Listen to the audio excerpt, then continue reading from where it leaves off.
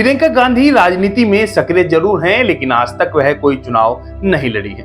हालांकि जब वह सिर्फ 27 साल की थी तो उन्होंने एक भाषण दिया था जिससे पूरा चुनाव ही बदल गया था और भाजपा के उम्मीदवार जो गांधी परिवार के रिश्तेदार भी थे वह चौथे स्थान पर खिसक गए थे। उन उम्मीदवार का नाम था अरुण नेहरू। बात 1999 के लोकसभा चुनाव की है। प्रियंका गांधी पार्टी के उम्मीदवार कैप्टन सतीश शर्मा के पक्ष में चुनाव प्रचार करने पहुंची थी।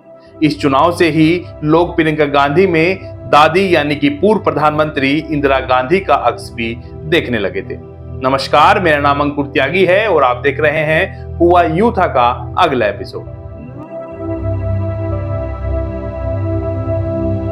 मोतीलाल नेहरू के बड़े भाई नंदलाल नेहरू के पड़पोते अरुण नेहरू किसी जमाने में राजीव गांधी के बेहद खास हुआ करते थे।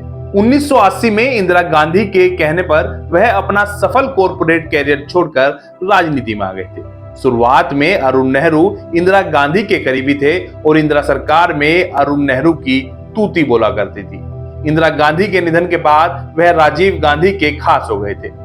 जब राजीव गांधी प्रधानमंत्री थे तब अरुण नेहरू आंतरिक सुरक्षा राज्य मंत्री थे, लेकिन बोफोर्स मामले के दौरान अरुण नेहरू और राजीव गांधी में मतभेद हो गए थे और राजीव गांधी का साथ छोड़कर अरुण नेहरू वीपी सिंह के साथ आ गए थे और जनता दल में शामिल हो गए थे।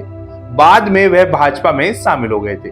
बात साल 1999 के चुनाव की है। रायबरेली सीट पर कांग्रेस के उम्मीदवार कैप्टन सतीश शर्मा थे जो गांधी नेहरू परिवार के बेहद खास माने जाते थे और भाजपा ने कांग्रेस के गढ़ रायबरेली से अरुण नेहरू को उम्मीदवार बनाया था, जबकि समाजवादी पार्टी ने गजाधर सिंह और बसपा ने आनंद प्रकाश लोधी को उम्मीदवार बनाया था।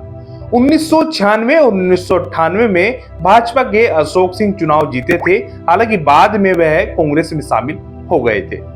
1999 के चुनाव में भाजपा उम्मीदवार अरुण नेहरू के पक्ष में भी बेहतर माहौल दिखाई दे रहा था, लेकिन गांधी परिवार के लिए ये सीट अब भी और तब भी प्रतिष्ठा का सवाल थी। अब तक 3 चुनाव छोड़कर सभी चुनावों में कांग्रेस की जीत हुई है। फिरोज गांधी इंदिरा गांधी सांसद रह चुके हैं और वर्तमान में भी सोनिया गांधी रायबरेली सीट से सांसद है। खैर, 1999 के चुनाव पर आते हैं। सतीश शर्मा के पक्ष में प्रचार करते हुए प्रियंका गांधी ने कहा था कि एक आदमी जो मेरे पिता की कैबिनेट में मंत्री था उसने उनकी पीठ में छुरा भोंक दिया। रायबरेली की जनता से सवाल करते हुए प्रियंका गांधी ने कहा था कि मुझे जवाब दीजिए, आप ऐसे आदमी को यहाँ कैसे रहने दे रहे हैं? उसने यहाँ आने की हिम्मत कैसे की?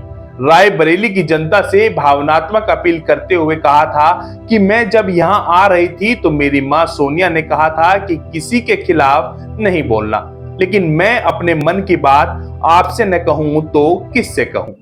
कहा जाता है कि रायबरेली में प्रियंका गांधी के उस भाषण के कैसेट तक बनाकर बांटे गए थे। प्रियंका गांधी के भाषण के अगले ही दिन अरुण नेहरू के प्रचार के लिए अटल बिहारी वाजपेयी रायबरेली आए थे, लेकिन चुनाव का माहौल पूरी तरह बदल चुका था। कहां तो अरुण नेहरू जीत के कैंडिडेट माने जा रहे थे और कहां जब परिणाम आया तो अरुण नेहरू चौथे स्थान पर खिसक गए थे। कैप्टन सतीश शर्मा को 2,24,202, सपा उम्मीदवार गजाधर सिंह को 1,50,653, बसपा उम्मीदवार आनंद प्रकाश लोधी को 1,37,775 और भाजपा के अरुण नेहरू को 1,36,217 वोट मिले थे। यह चुनाव काफी चर्चित रहा था और प्रियंका गांधी के भाषण की चर्चा लखनऊ से दिल्ली तक खूब हुई थी। बता दें कि 1980 में इंदिरा गांधी मेडक और रायबरेली सीट से चुनाव लड़ी थी। दोनों ही सीट पर उन्हें जीत हासिल हुई थी। ऐसे में उन्होंने रायबरेली सीट से इस्तीफा दिया था। तब हुए उपचुनाव में कांग्रेस से अरुण नेहरू को उम्मीदवार बनाया गया था और वह जीत गए थे। इसके बाद अरुण नेहरू ने 1984 में भी रायबरेली सीट से ही जीत हासिल की थी। उम्मीद करते हैं कि आपको हमारा यह एपिसोड भी पसंद आया होगा। हमारे YouTube चैनल को सब्सक्राइब करें, Facebook पेज को फॉलो करें, हमारा सहयोग और समर्थन करें। धन्यवाद।